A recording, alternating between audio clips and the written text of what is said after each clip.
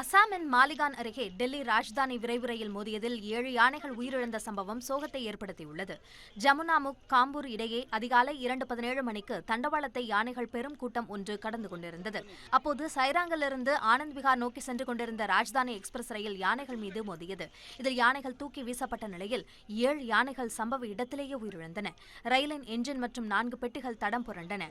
தகவல் அறிந்து வந்த ரயில்வே ஊழியர்கள் உயிரிழந்த யானைகளின் உடல்களை அப்புறப்படுத்திவிட்டு தண்டவாளத்தை சீர் செய்யும் பணியில் ஈடுபட்டனர். ஒரே நேரத்தில் 100க்கும் மேற்பட்ட யானைகள் தண்டவாளத்தை கடந்ததால் அவசரகால பிரேக்கை அழுத்தியும் விபத்தை தடுக்க முடியாமல் போனதாக ரயில்வே தரப்பில் தெரிவிக்கப்பட்டுள்ளது. पार हो रही थी रेलवे ट्रैक को, फिर उसने इमरजेंसी ब्रेक लगाई और ट्रेन के स्पीड को कंट्रोल किया, लेकिन जो कुछ एलिफेंट्स के साथ वो डैशिंग हो गया, जो कि 6 एलिफेंट का खबर हमको मिला है.